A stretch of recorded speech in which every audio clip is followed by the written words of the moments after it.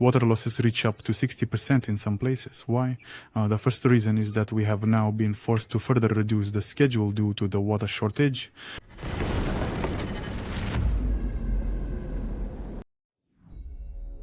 Soldiers of the Timor Special Forces Unit killed and wounded over 800 Russian invaders during a special operation behind enemy lines in the Sumy region. The press service of the Defense Intelligence of Ukraine announced this.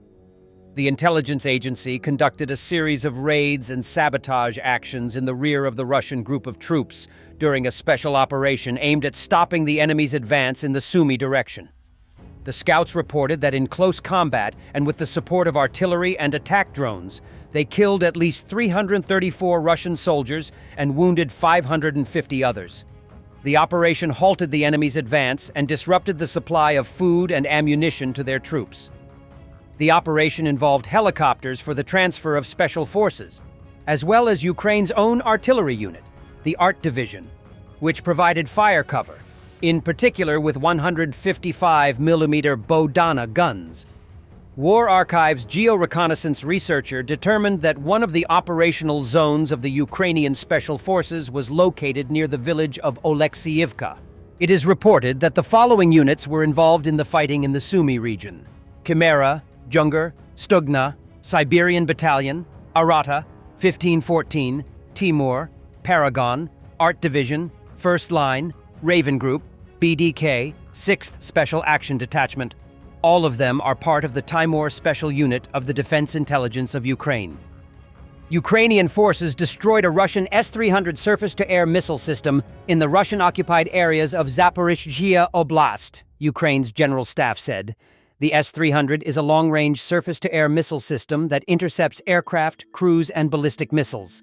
Developed by the Soviet Union, it remains a key component of Russia's air defense, and depending on the variant, can engage multiple targets at ranges of up to 150 kilometers, 93 miles.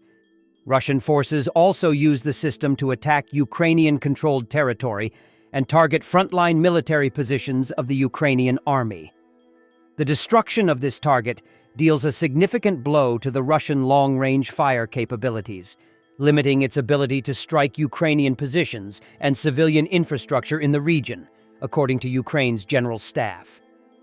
Ukrainian forces continue to systematically destroy key elements of Russia's military capabilities, weakening the enemy's ability to carry out combat operations, hold illegally occupied territories, and sustain the occupation, the General Staff said.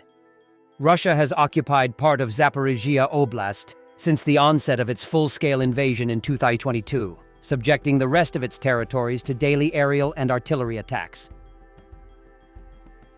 A Ukrainian MiG-29 has dropped 2 GBU-62 bombs on Russian positions in the village of Kamyansky, Zaporizhzhia region. Russian forces continue attempts to capture Kamyansky, bringing in new assault units. Russian forces have launched an intense wave of attacks across southeastern Zaporizhzhia, targeting roughly 10 settlements and conducting 405 strikes in a single night. In the town of Stepnohirsk, at least 3 civilians were killed, while apartments, private homes, and communications infrastructure were severely damaged. On the ground, Russian troops continue offensive operations west of Orikhiv and near Stepnohirsk and Kamyansky, though gains remain unconfirmed or limited. So-called head of the DPR, Pushilin, told Putin that authorities had to further reduce the water supply schedule in the occupied territories of Donbass. Putin, who brought the environmental catastrophe upon the Donbass, looked stern. But there is another problem that the government reports to me. Large water losses during the transportation of these resources. Water losses reach up to 60% in some places. Why? The first reason is that we have now been forced to further reduce the schedule due to the water shortage. In the Donetsk-Mariupol agglomeration, water is currently supplied once every 3 days for a few hours. In Yanakiv and the group of nearby cities, once every 4 days. In Mariupol, once every 2 days. Unfortunately, this schedule increases the wear and tear on the networks. The armed forces of Ukraine currently include volunteers from 72 countries, with nearly 40% hailing from South America. The figure reflects a growing international presence in Ukraine's defense effort, according to Kostiantin Milevsky, an officer responsible for coordinating foreign enlistment in the Ukrainian military. In an interview with Hromadske on August 4th, Milevsky noted that foreign recruitment has significantly increased since the early days of Russia's full-scale invasion. While only 100 to 150 foreigners were joining the ranks each month in 2022, that number has now reached approximately 600. We can say that the percentage of foreign nationals in the armed forces of Ukraine has increased. This has been influenced by the launch of our Foreign Recruitment Center, Milevsky said, adding that the Ukrainian government now covers travel costs for incoming international volunteers. According to Hromadske, more than 8,000 foreign nationals have already joined Ukraine's ground forces, and the overall number across all military branches is likely at least twice as high, he added. For operational security, the military does not disclose full details on countries of origin. However, Milevsky confirmed that a large number of volunteers have arrived from Colombia, with several dedicated units formed from Colombian nationals.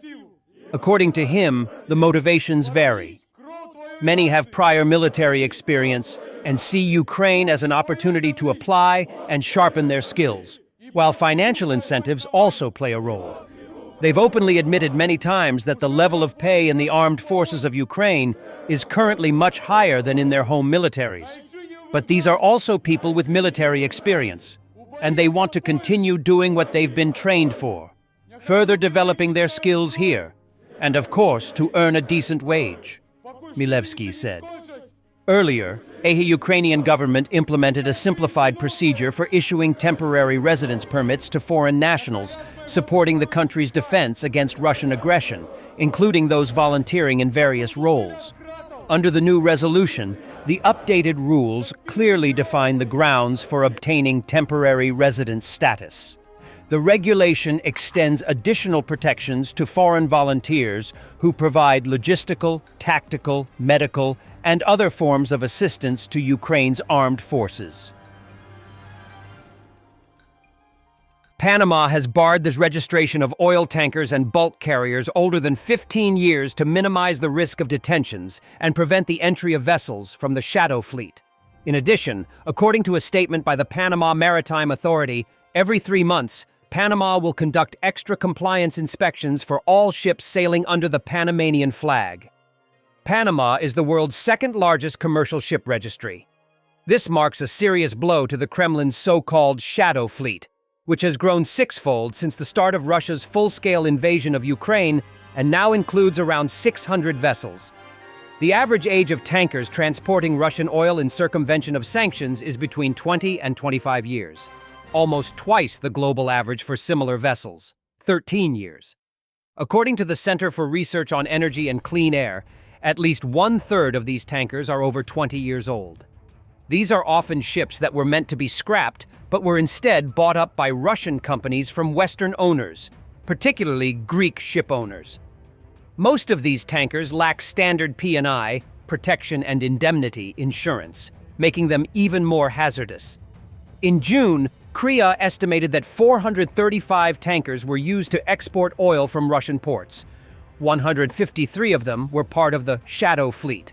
Now, some of these vessels may lose the right to sail under the world's most sought-after flag, Panama.